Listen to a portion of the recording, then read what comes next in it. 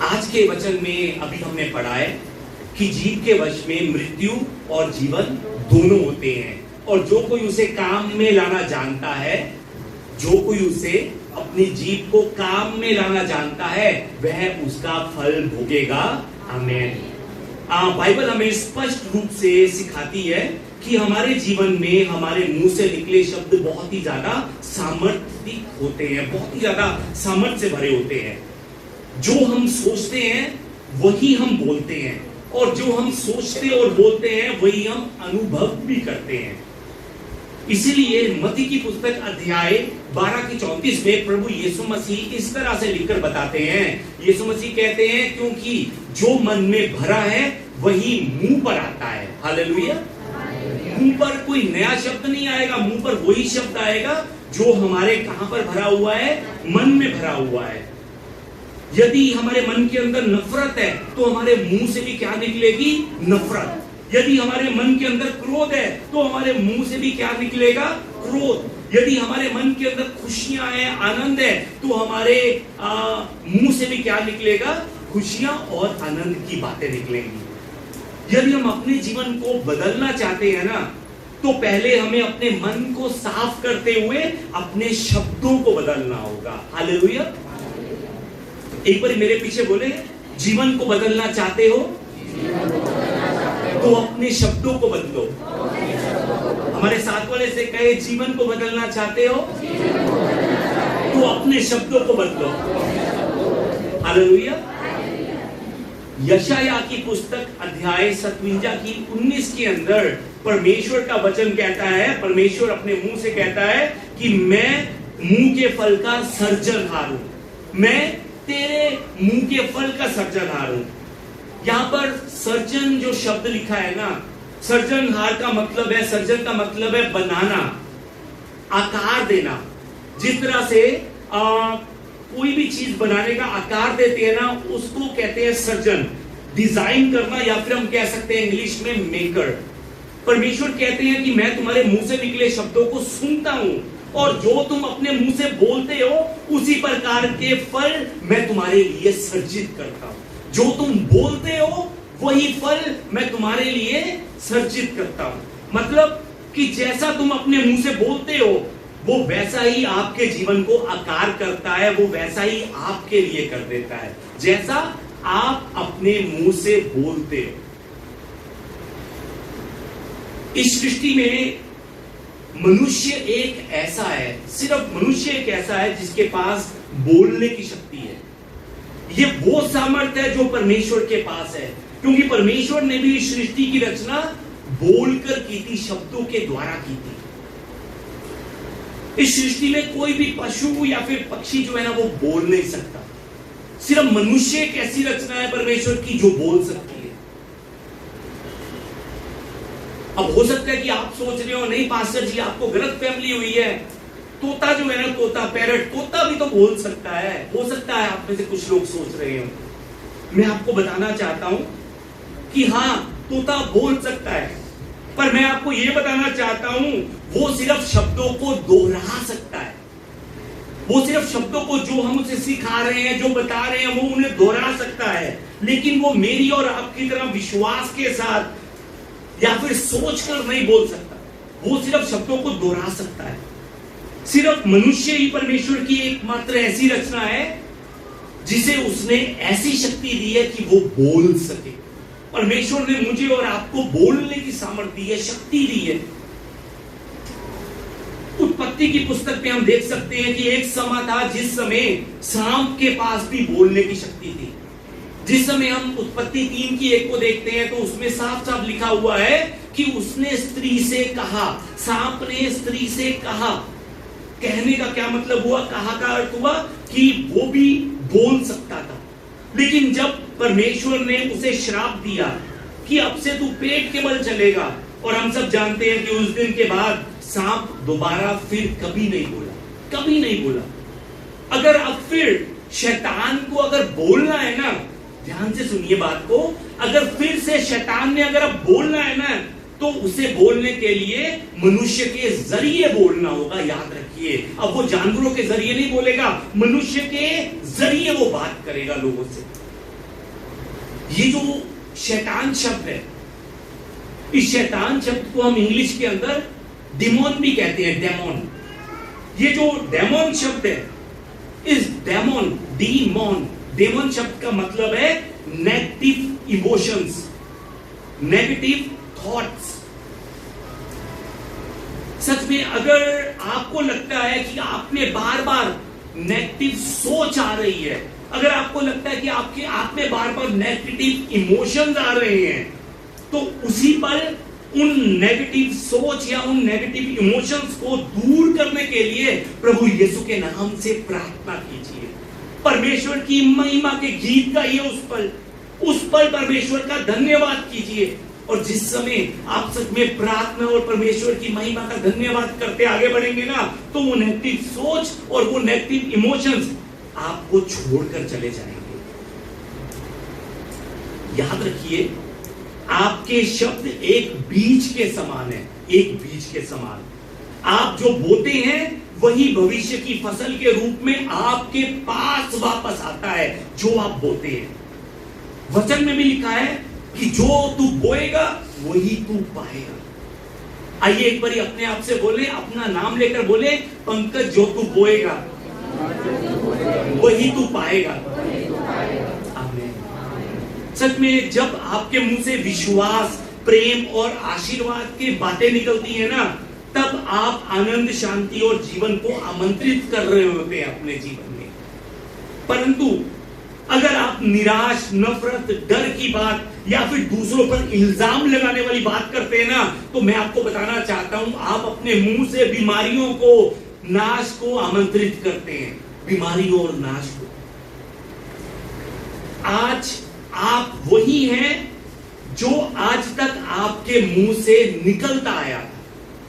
अगर आप सच में अब अपना जीवन बदलना चाहते हैं ना, तो आप पहले अपने शब्दों को बदलिए। शब्दों को, अपने जीवन को बदलने के लिए पहले हमें अपने शब्दों को बदलना होगा। अगर आप कुछ नया करना चाहते हैं ना, तो अपने पश्चाताप की प्रार्थना को बदलिए। जिस चीज के लिए सच में मुझे और आपको पश्चाताप करना है, उस चीज के बारे में सोचते हुए पश्चाताप कीजिए। बहुत से लोग मैंने देखे हैं कि पाप कुछ और कर रहे हैं, पर प्रार्थना एक ही करते हैं कि प्रभु मैं पापी हूं, मुझे माफ कर दे, मैं पापी हूं, मुझे माफ कर दे। प्रभु भी कहते हैं तू सोच तो सही कि तूने अपने मुंह से कौन सा पाप किया है, और उस सोच को लेकर उन शब्दों के द्वारा प्रार्थना कर, ताकि सच में मैं तेरे उन शब्दों को सुनकर तुझे नया कर सकूं, तुझे नया बना सकूं। सच में अगर हम अपना जीवन बदलना चाहते हैं ना, तो हमें अपने पश्चाताप की प्रार्थना को भी बदलना होगा। सच में अपने पुराने शब्दों को बदलिए, अपनी पुरानी सोच को बदलिए। जब आप अपने शब्दों को बदलेंगे, तब आप आगे जाकर वहां पहुंच पाएंगे जहां पर परमेश्वर ने आपको पहुंचने के लिए चुना है। याद रखिए इस बात को, जब आप अपने शब्दों को बदलेंगे। परमेश्वर ने मनुष्य को 2 कान दिए हैं, 2 कान, 2 आंखें दी हैं परमेश्वर ने, 1 नाक दिया, पर नाक के अंदर भी 2 सुराख परमेश्वर ने कर दिए हैं। पर कभी आपने सोचा है कि परमेश्वर ने मनुष्य को क्यों जुबान एक ही दी है, जीभ एक ही क्यों दी है? सब 2-2 दिए हैं, सब। मुंह भी एक नहीं है, ये मुंह का आधा हिस्सा है। ये सिर्फ जुबान एक ऐसी चीज है जो परमेश्वर ने हमें एक दी है। क्यों परमेश्वर ने हमें ये जीभ सिर्फ एक दी है? क्योंकि परमेश्वर चाहता है कि हम बोलने से ज्यादा सुने। परमेश्वर चाहता है कि हम बोलने से ज्यादा देखें। परमेश्वर चाहता है कि हम कम बोलकर परमेश्वर के कार्यों को अपने जीवन में पूरा होता देखें। समझ रहे हैं जो बात कर रहा हूं आपसे?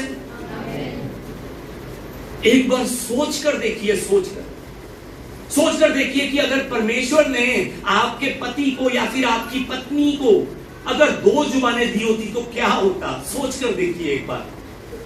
मैंने पिछले हफ्ते कुछ भाई बहनों से पूछा कि अगर आपकी पत्नी को या आपके पति को परमेश्वर ने 2 जुबान दी होती तो क्या होता? तो तकरीबन सबने क्या कहा मालूम है आपको? कि पास्टर जी ऐसी खतरनाक बात मत कीजिए जो है 2 मुंह। हमें तो सोच कर भी डर लगता है, 2 मुंह। सच में हमसे 1 मुंह नहीं संभल रहा है और आप 2 मुंह की बातें कर रहे हैं पास्टर जी। सच में कुछ और बात कीजिए, ये बात मत कीजिए जो है। सच में एक बार सोचिए, क्या ये हमारे लिए आशीर्वाद नहीं है कि परमेश्वर हमें दो नहीं, परमेश्वर ने हमें एक मुंह दिया है, परमेश्वर ने आप सबको एक जुबान दी है, ये आपके लिए आशीर्वाद नहीं है? सच में इस एक ही मुंह से निकलने वाले शब्द जो है ना, वो हमारा रिश्ता दूसरों के साथ खराब करवा देते हैं, हमें मुश्किलों में डाल देते हैं, हमें परेशानियों में डाल देते हैं। अब सोचिए कि अगर हमारी दो जुबानें होती तो सच में हमें कितनी कितनी बड़ी बड़ी मुश्किलों का सामना करना पड़ता। ये एक मुंह ही सच में मुश्किलों से भरा हुआ है। मैं आज इस समय आपको यह समझाना चाहता हूं कि हमारे मुंह से निकले शब्द हमारे जीवन के वातावरण को बदल सकते हैं। आइए हम एक बार कहें, मेरे मुंह से निकले शब्द मेरे जीवन का वातावरण बदल सकते हैं। सच में यदि आप कहते हैं ना अपने मुंह से कि मैं कभी सफल नहीं हो सकता, तो आप अपने लिए असफलता की भविष्यवाणी कर रहे हैं।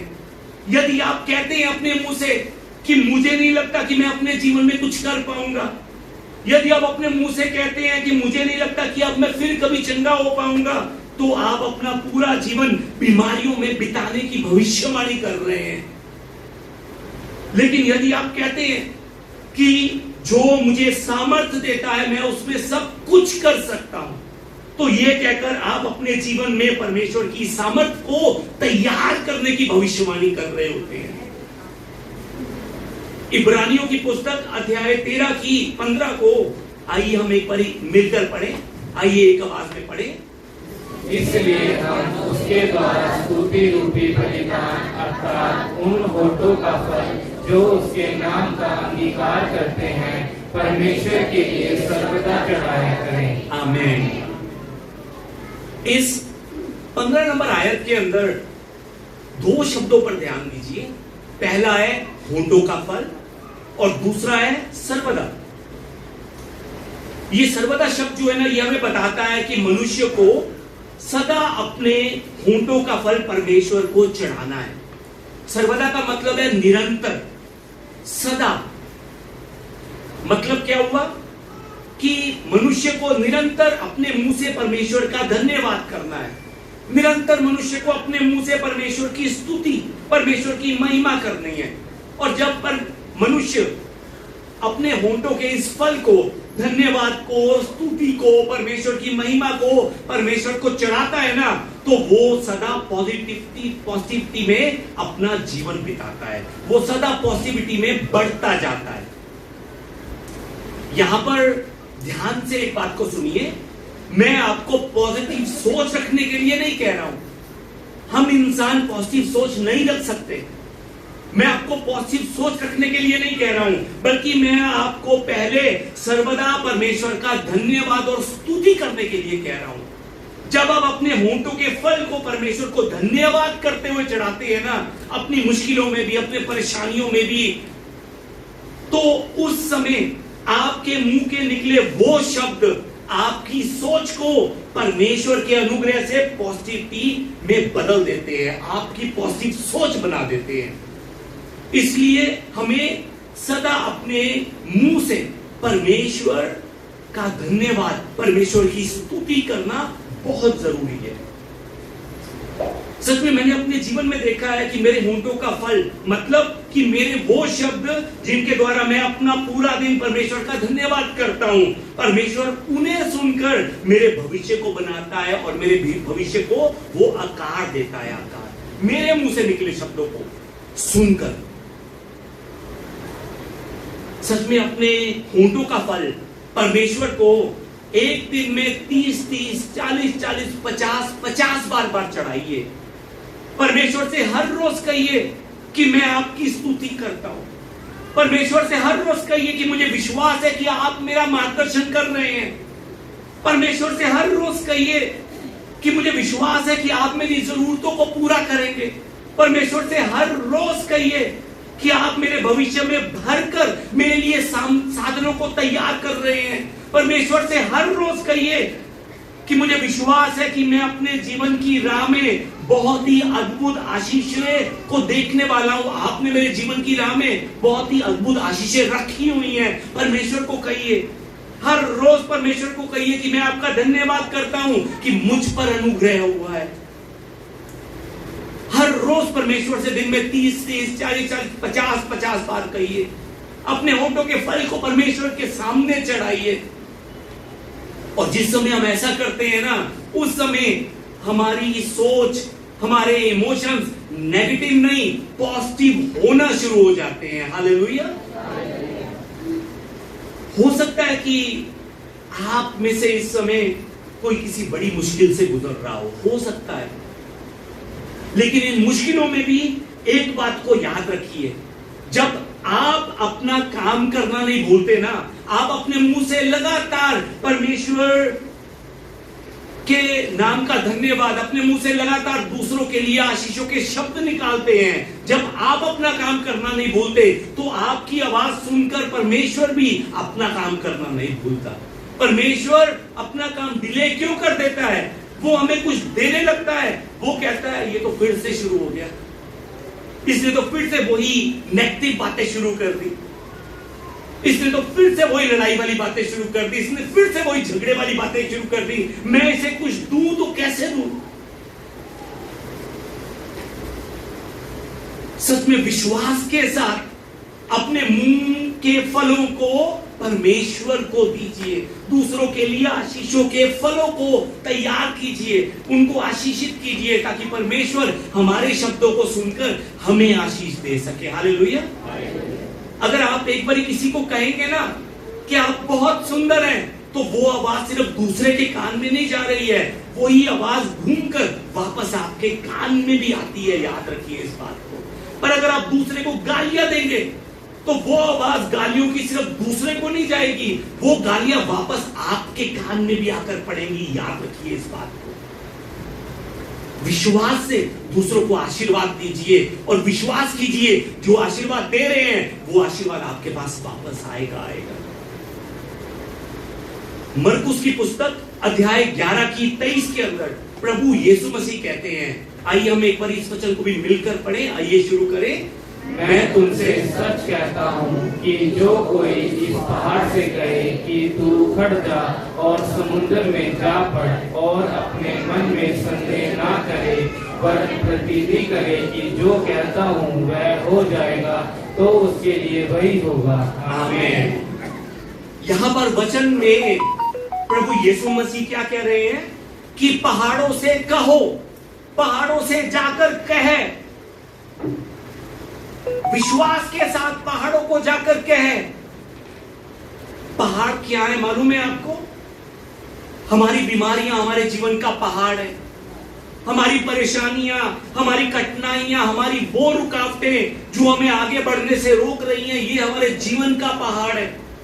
यीशु मसीह कहते हैं कि आप सब भी अपने जीवन के पहाड़ों से कहिए, जाकर पहाड़ों से कहे कि मैं अद्भुत परमेश्वर की आराधना करने वाला मनुष्य हूं। उन पहाड़ों से कहो जाकर कि यीशु मेरा चरवाहा है, मैं यीशु की भेड़ हूं। उन पहाड़ों से जाकर कहो मैं हारा नहीं हूं, मैं थका नहीं हूं, मैं परमेश्वर के विश्वास से इस बीमारी के पहाड़ को हटा सकता हूं, मैं अपने जीवन से इस गरीबी के पहाड़ को हटा सकता हूं, मैं नशे के पहाड़ को हटा सकता हूं, मैं आर्थिक संकट के पहाड़ को हटा सकता हूं, क्योंकि मेरा परमेश्वर मेरे साथ है। सच में पहाड़ों से कहिए, अपने जीवन की मुश्किलों से कहिए जो आपको आगे नहीं बढ़ने दे रही हैं, विश्वास के साथ कहिए, क्योंकि वचन में लिखा है अपने मन में संदेह ना करे और प्रतीति करे, विश्वास करे। तो यीशु मसीह कहते हैं जैसा वो विश्वास करता है, जैसा वो अपने मुंह से शब्द निकालता है, उसके लिए वैसा ही हो जाता है। हालेलुया। योएल नबी वचन में लिखकर बताता है, वचन में योएल नबी लिखकर कहता है कि लेट द वीक से आई एम स्ट्रॉन्ग, कमजोर कहे कि मैं शक्तिशाली हूं। आइए एक बार मेरे पीछे बोले, मैं शक्तिशाली हूं। मैं शक्तिशाली हूं। I am strong, I am strong, क्योंकि यीशु मेरे साथ है। आमेन। सच में योएल नबी कहता है कि विश्वास कीजिए। अगर आप अपने आप को कमजोर समझ रहे हैं आज, तो अपने मुंह के शब्दों को बदलिए और कहिए कि मैं शक्तिशाली हूं क्योंकि यीशु मेरे साथ है, मेरा परमेश्वर मेरे साथ है। क्या आपको मालूम है कि अभी 1 सेकंड पहले आपने क्या किया था? 1 सेकंड पहले क्या हुआ था मालूम है आपको? अभी आपने अपने अपने शब्दों के द्वारा अपने जीवन में सामर्थ का बीज बो दिया है 1 सेकंड पहले, ये कहकर कि मैं शक्तिशाली हूं, मैं प्रभु यीशु में शक्तिशाली हूं, प्रभु यीशु मेरे साथ है। आपने अपने जीवन में सामर्थ का बीज बो दिया है। आपने इस पल यीशु में रहकर ये घोषणा कर दी है कि हाँ, मैं मुश्किल सिचुएशन से गुजर जरूर रहा हूं, लेकिन मैं कमजोर नहीं हूं, मैं शक्तिशाली हूं। मैं हारा नहीं हूं, मैं हार नहीं मानूंगा, मैं गिरूंगा नहीं, मैं असफल नहीं होऊंगा, मैं अब और ज्यादा बीमार नहीं रहूंगा, मैं शराब सिगरेट सब नशों को मैं छोड़ दूंगा, मैं अंधकार में वापस नहीं लौटूंगा, क्योंकि यीशु मेरे साथ है, इसीलिए मैं कमजोर नहीं हूं, मैं शक्तिशाली हूं। हालेलुया। सच में जिसको विश्वास है कि वो कमजोर नहीं है, यीशु उसके साथ है, इसलिए वो शक्तिशाली है, वो सच में परमेश्वर की तालियों के साथ जय जयकार एक बारी करे परमेश्वर।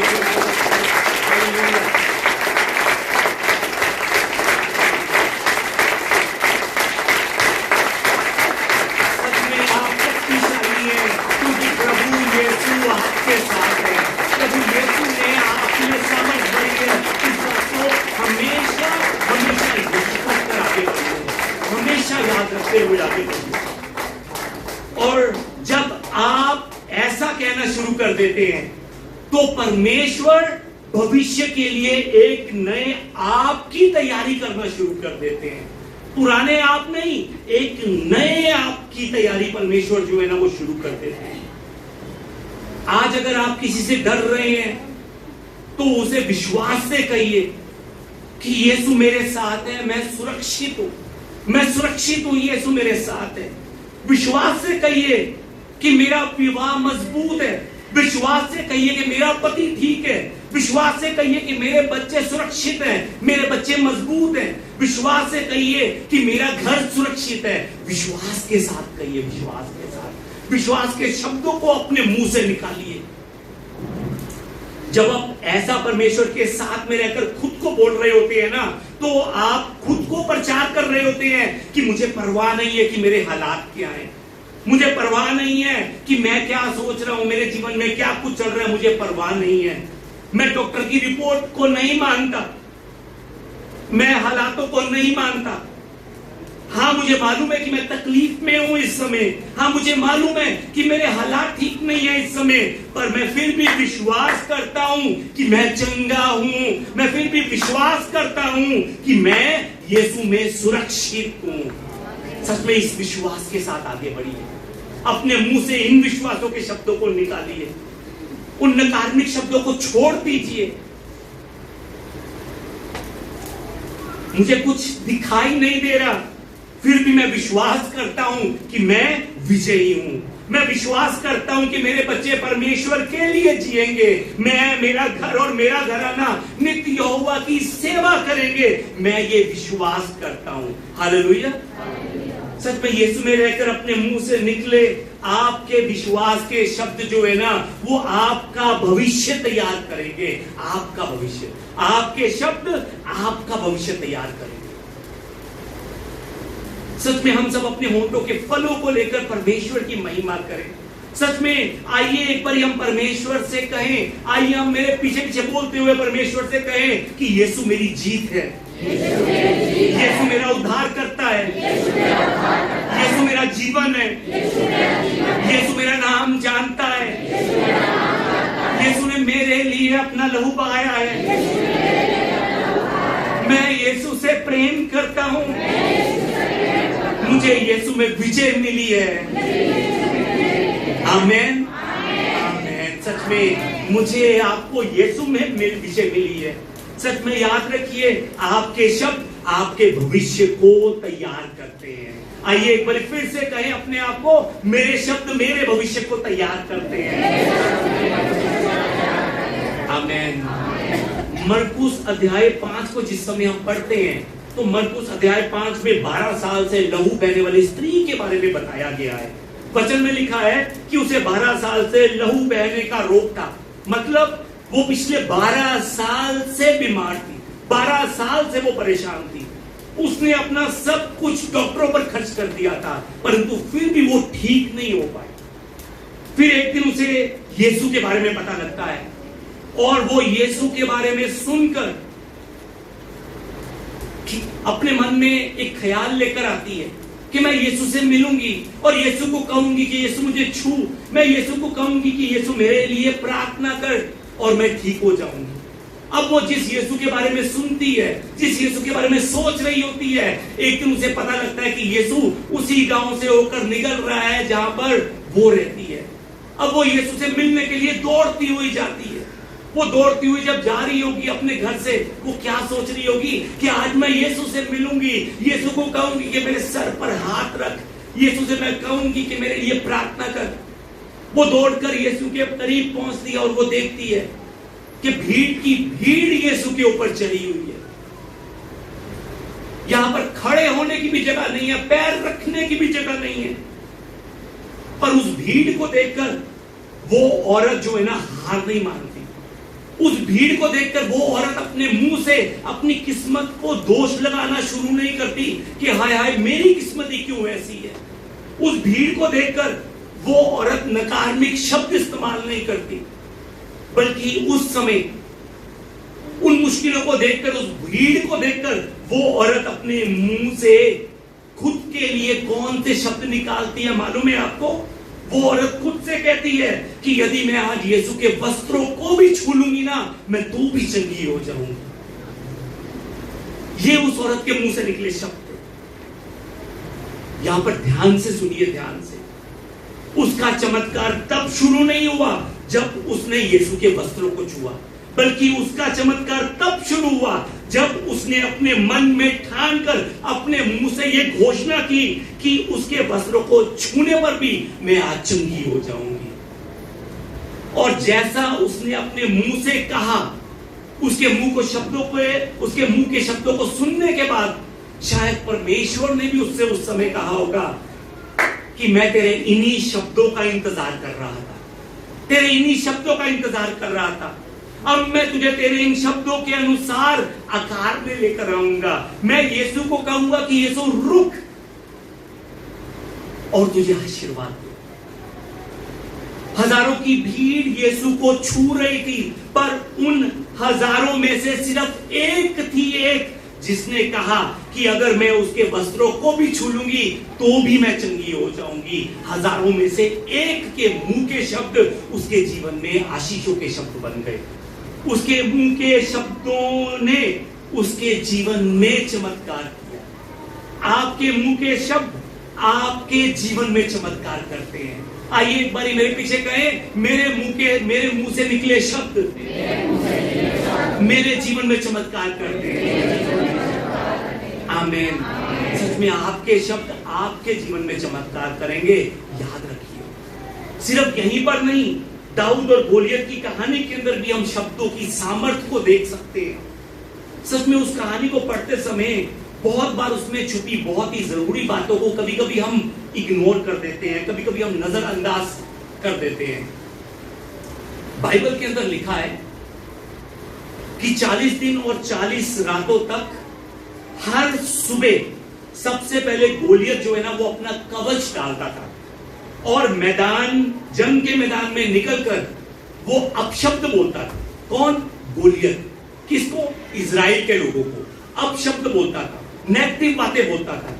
वो गोलियत इजराइल के लोगों को कहता था हर सुबह ध्यान से सुनिएगा इस बात को, हर सुबह वो उठते सार कवच पहनकर वो अपशब्द बोलने के लिए निकल जाता था। वो इजराइल के लोगों का अपमान करता था, इजराइल के परमेश्वर का अपने मुंह से अपमान करता था, वो घमंड की बातें अपने मुंह से करता था। जैसे ही सूरज निकलता, इजराइल की सेना अपने तंबू में से सबसे पहली आवाज कौन सी सुनती थी? वो नकारात्मक शब्दों की आवाजें होती थी जो उस समय गोलियत के मुंह से निकल रही हैं। समझ रहे हैं जो बात कर रहा हूं? इजराइल के सब लोग सो रहे हैं। गोलियत सुबह सूरज निकलते सारी उठता है, कवच डालता है और इजराइल के लोगों को आशब्द बोलना शुरू कर देता है, नकारात्मक शब्द बोलना शुरू कर देता है। यानी कि इजराइल के लोग सुबह उठते सारी कौन से शब्द सुनते होंगे? उसके अपमान के शब्द सुनते थे। समझ रहे हैं जो कह रहा हूं? वो जो शब्द उस समय इजराइल के लोग अपनी आंखें खोलते सारी सुनते होंगे ना, वो सच में श्राप के शब्द थे, वो तानों के शब्द थे, वो अपमान के शब्द थे। ये सच में वो आवाज थी जो वो गोलियत के मुंह से, जो शैतान गोलियत के मुंह से निकाल रहा था। ये वो आवाज थी, ये वो शब्द थे। फिर बाइबल हमें आगे ये भी बताती है कि सूरज जिस समय ढलने लगता है, सिर्फ चढ़ते समय नहीं, जब ढलने लगता है तो गोलियत फिर से अपना कवच उठाता है और बाहर आकर फिर से वही बातें करता है, वही अपमान की बातें, वही डर की बातें, उन्हीं अशब्दों को वो फिर से दोहराता है, फिर से वही नेगेटिव बातें जो है ना वो करना शुरू कर देता है। मैं आपको ये बताना चाहता हूं कि शैतान जो है ना वो बहुत चालाक है, बहुत ज्यादा चालाक है। वो जानता है कि अगर वो सुबह से ही लोगों के मन में नकारात्मक विचार डाल देगा और रात को सोने से पहले भी वो वही नकारात्मक विचार उनके मनों में डाल देगा, तो ये लोग पूरी रात बेचैन होकर अपनी करवटें बदलते रहेंगे। मेरे नकारात्मक शब्द, गोलियत के नकारात्मक शब्द पूरा दिन उनके दिल और दिमाग पर हावी रहेंगे और वो डर डर कर अपना दिन बिताएंगे। शैतान को इस बारे में मालूम है। अब एक दिन जब गोलियत वही अशब्द बोल रहा होता है तो उस समय दाऊद नाम का लड़का वहां पर खड़ा होता है। दाऊद नाम का छोटा सा लड़का वहां पर खड़ा होता है और वहां पर खड़े होकर वो इजराइल के लोगों से पूछता है कि ये खतनाहीन फलिश्ती कौन है? ये खतनाहीन फलिश्ती कौन है? दाऊद गोलियत से लड़ने के लिए उस जंग के मैदान में क्यों गया मालूम है आपको? क्योंकि उसे मालूम था कि उसका खतना उसके पैदा होने के 8वें दिन हो गया और उसे मालूम था कि यह खतना उसके लिए परमेश्वर का चिन्ह है कि परमेश्वर उसके साथ है। यह खतना उसके लिए परमेश्वर का चिन्ह था कि परमेश्वर उसका राजा है, परमेश्वर उसका युद्ध लड़ेगा, परमेश्वर उसका राजा है और वो परमेश्वर की प्रजा है। ये उस दाऊद के लिए खतना का चिन्ह था। तभी तो वो पूछता है ये खतना रहित फलिश्ती कौन है? दाऊद जानता था कि ये जो वाचा है ना, खतना के बाद की वाचा, ये परमेश्वर ने उसके साथ बांधी है, ना कि उस खतना रहित गोलियत के साथ। दाऊद को इस बारे में विश्वास था। उसमें ये सामर्थ्य जो है ना वो आज नहीं आई, पैदा होने के बाद, जब वो 8वें दिन पैदा होने के बाद 8वें दिन जिस समय उसका खतना हुआ था, उसी पल वो सामर्थ्य उसमें आ गया था। उसी पल नए नियम में प्रेरित पौलुस गलातियों की पुस्तक में लिखकर सब विश्वासियों को बताता है कि पुराने नियम का खतना नए नियम का बपतिस्मा है। हालेलुया। पुराने नियम का खतना, वो वाचा, नए नियम का बपतिस्मा है। और जिन्होंने बपतिस्मा लिया है उन्हें यह भी मालूम होना चाहिए कि परमेश्वर उनका हर युद्ध लड़ेगा, उन्हें यह मालूम होना चाहिए। फिलहाल दाऊद गोलियत से लड़ने के लिए अपने पॉजिटिव शब्दों का पहले इस्तेमाल करता है। क्यों?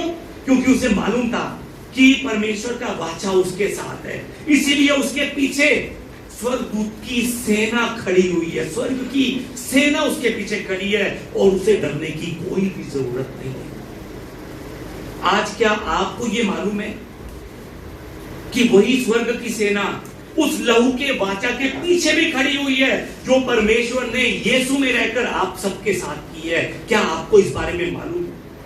दाऊद ने केवल यहाँ पर खड़े होकर सिर्फ सोचा नहीं कि हाँ मेरे साथ वाचा बांधी हुई है, हाँ मेरे पीछे स्वर्ग की सेना खड़ी हुई है। उसने सिर्फ सोचा नहीं, बल्कि उसने अपने मुंह से बोला, अपने मुंह से शब्द निकाले और अपने मुंह से उसने घोषणा की। और घोषणा करने के बाद वो दौड़ता हुआ गोलियत की तरफ को गया और उसने उसे मार गिराया।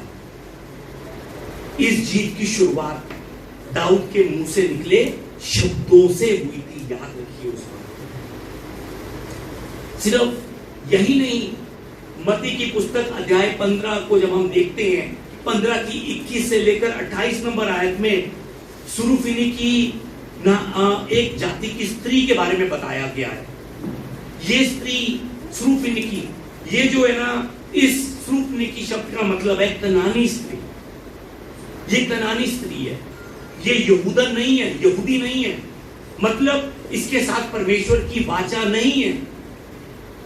ये स्त्री अपनी बेटी को यीशु के पास लेकर आती है और यीशु से कहती है कि हे प्रभु, दाऊद की संतान, मुझ पर दया कर, मेरी बेटी को दुष्ट आत्मा सता रहा है। यीशु मसीह उस औरत की बात सुनने के बाद उस औरत को कहते हैं कि लड़कों की रोटी लेकर कुत्तों के सामने डालना अच्छा नहीं है। यीशु मसीह की वो बात सुनने के बाद ये औरत अपने मुंह से शब्द बोलती है, यीशु मसीह के सामने अपने मुंह के शब्दों को रखती है। वो कहती है कि सत्य है प्रभु, आपने बिल्कुल सही कहा है, पर प्रभु कुत्तों का वही चारा, वही चूर और चारा, कुत्ते वही चूर और चारा खाते हैं जो उसके स्वामियों के मेज से है। उस स्त्री के मुंह के शब्द को सुनने के बाद यीशु मसीह क्या कहते हैं मालूम है आपको? यीशु मसीह उस स्त्री के मुंह के शब्दों को सुनने के बाद कहते हैं कि हे स्त्री, तेरा विश्वास बड़ा है, तेरा विश्वास बड़ा है। मतलब कि तेरे मुंह से निकले शब्दों के कारण तेरा काम हो गया है, तेरे मुंह से निकले गए शब्दों के कारण तेरी बेटी चंगी हो गई है, तेरे मुंह के निकले शब्दों के कारण तेरा जीवन बदल गया है। यहां पर याद रखिए कि सच में आप जो कह रहे हैं, आप जो बोल रहे हैं, जैसा शब्द आप अपने मुंह से निकाल रहे हैं, वैसा ही परमेश्वर आपके लिए भी तैयार कर रहा है। याद रखिए इस बात को। वो आपके मुंह के शब्दों से प्रेरित होकर आपके जीवन में चमत्कार करता है। यदि आज आपके जीवन में चमत्कार नहीं हो रहा है तो उसका एक बहुत बड़ा कारण कुछ और नहीं है, आपकी जीवन। इसीलिए आज से परमेश्वर के साथ चलते हुए अपने शब्दों को खुद के लिए और दूसरों के लिए उत्साहिता से भरे शब्द को निकालिए, खुद को भी आशीषित कीजिए और दूसरों को भी उन शब्दों के द्वारा आशीषित कीजिए। अपने मुंह से जीवन लेने वाली बातें नहीं, अपने मुंह से जीवन को देने वाली बातें कीजिए। दूसरों के लिए अपने मुंह से लड़ाई झगड़े की बातें नहीं, चुगलियों की बातें नहीं, तू तड़ाक नहीं, बल्कि अपने मुंह से दूसरों के लिए आशीर्वाद निकालिए। जब आप अपने शब्दों को बदलेंगे तो आपका जीवन बदलेगा। जब आप अपने शब्दों को बदलेंगे तब आपका जीवन बदलेगा। जब मैं अपने शब्दों को बदलूंगा तब मेरा जीवन बदलेगा। याद रखिए इस बात को। आज वचन में हमने देखा है जीवन और मृत्यु किसी और के मुंह में नहीं है, आपके मुंह में है। जीवन और मृत्यु मेरे मुंह में है। हम अपने इस मुंह के द्वारा किसी को जीवन भी दे सकते हैं, अपने इस मुंह के द्वारा हम किसी का जीवन छीन भी सकते हैं, अपने इस मुंह के द्वारा किसी को हम नशे की ओर धकेल भी सकते हैं, अपने इस मुंह के द्वारा किसी को हम नशे के दलदल से बाहर भी लेकर आ सकते हैं। जब आप यीशु में रहकर विश्वास के साथ बोलते हैं ना, विश्वास के साथ अपने शब्दों का इस्तेमाल करते हैं, तो आप स्वर्ग की शक्ति को पृथ्वी पर बुला रहे होते हैं। याद रखिए इस बात। क्या आप नहीं चाहते कि वो स्वर्ग की शक्ति आपके शब्दों के द्वारा पृथ्वी पर आए और आपके जीवन में चमत्कार करे? सच में आज से नकारात्मक बातें छोड़िए, वो बातें जो सच में आपको हार की ओर लेकर जाना चाहती हैं, उन बातों को छोड़िए और विश्वास के साथ कहिए कि आप बीमार नहीं हैं। विश्वास के साथ कहिए मैं बीमार नहीं हूं, मैं जिंदा हूं। विश्वास के साथ कहिए कि मैं गुलाम नहीं हूं, मैं आजाद हूं। विश्वास के साथ कहिए कि मैं हारा नहीं हूं, मैं विजय हूं। विश्वास के साथ कहिए कि मैं खोया हुआ नहीं हूं, मैं ढूंढी हुई परमेश्वर की भेड़ हूं। विश्वास के साथ कहिए कि परमेश्वर ने मुझे चुना है। आइए हम एक बार कहें, परमेश्वर ने मुझे चुना है। आइए अपनी अपनी आंखों को बंद करें, अपनी अपनी आंखों को बंद कर कर एक बार मेरे पीछे प्रार्थना करें। मेरे शब्द जीवन, आशा और आशीष के हैं। मैं इस मुंह के शब्द के द्वारा खुद को और दूसरों को जीवन दूंगा। मैं अपने इन शब्दों के द्वारा खुद को और दूसरों को उत्साहित करूंगा। मैं वही करूंगा जो परमेश्वर को पसंद आए। मैं अपने शब्दों को बदलूंगा ताकि मेरा जीवन बदला जा सके। मेरा भविष्य उज्जवल है। मेरा यीशु मेरे साथ है। विजय मेरी होगी। यीशु के नाम से मैं ये प्रार्थना करता हूं, आमीन। आइए हम अपने शब्दों को, इस शब्दों के फलों को परमेश्वर के सामने चढ़ाते हुए हम आगे बढ़े और परमेश्वर से कहें,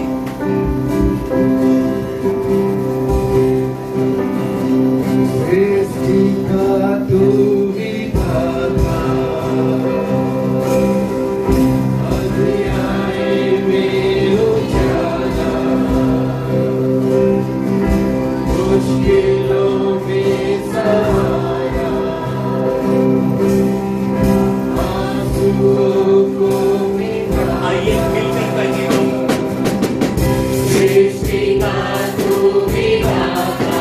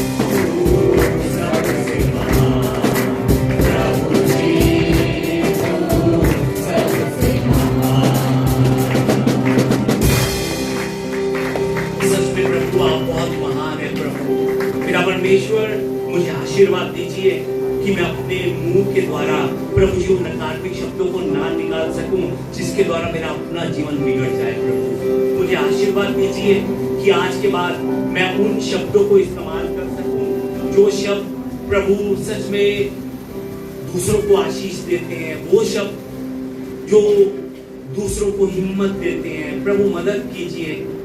प्रभु जी, मुझे मालूम है कि शैतान जो है ना, सच में दूसरे को निराश करने के लिए मनुष्य का सहारा लेगा। प्रभु मेरी मदद कीजिए कि मैं शैतान का सहारा ना बन सकूं। पिता परमेश्वर, मेरे मुंह से निकले गए शब्द दूसरों को हिम्मत देने वाले हो सके। प्रभु जी, मैं सच में मरे हुए इंसान को अपने शब्दों के द्वारा प्रभु जी जीने की राह उसे दिखा सकूं। निराशा में गिरे हुए इंसान को प्रभु जी मैं उसे आशा के साथ उठाने के शब्द निकाल सकूं। प्रभु जी मेरी मदद कीजिए, क्योंकि मुझे मालूम है कि जो मैं बोलूंगा वही आने वाले समय में मेरे साथ किया जाएगा। जिन शब्दों को मैं निकालूंगा वही शब्द आने वाले समय में भविष्य में मेरे सामने रखे जाएंगे। प्रभु मदद कीजिए कि आज से अपने शब्दों का सही इस्तेमाल कर सकूं। मेरे शब्दों में प्रभु जी यीशु मसीह हो, मेरे शब्दों में यीशु का जीवन हो, मेरे शब्दों में यीशु का प्यार छुपा हो। प्रभु मदद कीजिए। ये सब प्रार्थना मैं हमारे जीवित प्रभु यीशु मसीह के नाम से करता हूँ, आमीन। आइए इस समय हम सब मिलकर हमारे प्रभु यीशु के द्वारा सिखाई गई प्रार्थना कर हम आज की सभा को समाप्त करें। आइए मिलकर प्रार्थना करें।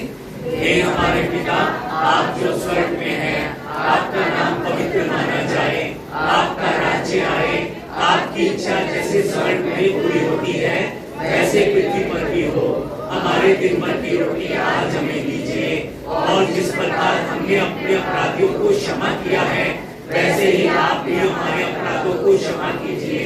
आप हमें परीक्षा में मत डालिए, परंतु बुराई से हमें बचा लीजिए, क्योंकि राज्य और पराक्रम और महिमा सदा आपके ही है, आमीन।